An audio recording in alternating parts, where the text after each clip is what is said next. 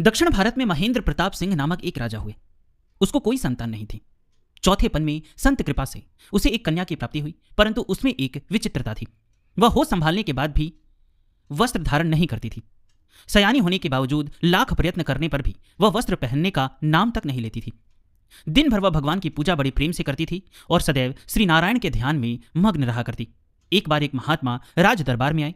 राजा ने उनका यथोचित सत्कार किया और उनसे प्रार्थना की, महाराज जी, मेरी एक कन्या है जो ना जाने क्यों वस्त्र धारण नहीं करती, वस्त्र पहनना चाहती ही नहीं। अब उसकी शादी कैसे होगी?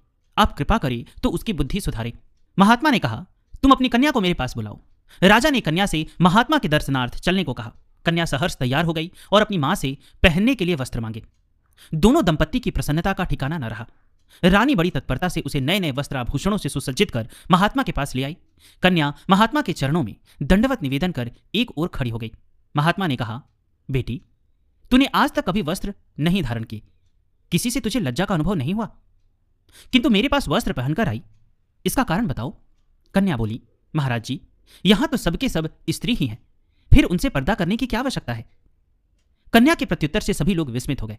महात्मा कन्या के कथन का रहस्य जान गए। उन्होंने कहा, देखो राजन, तुम्हारी कन्या भावनिष्ठ और संस्कार संपन्न है। इसके उत्तर का रहस्य तुम लोग नहीं जान पाए। वास्तव में तुम सबके सब स्त्री ही हो। पुरुष तो वही है जिसने अपनी इंद्रियों पर साधना द्वारा विजय प्राप्त कर ली है। वैराग्यवान को ही सच्चे पुरुष की संज्ञा शास्त्राकारों ने दी है।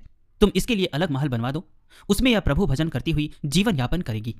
इसके तो प्रियतम श्री नारायण हैं।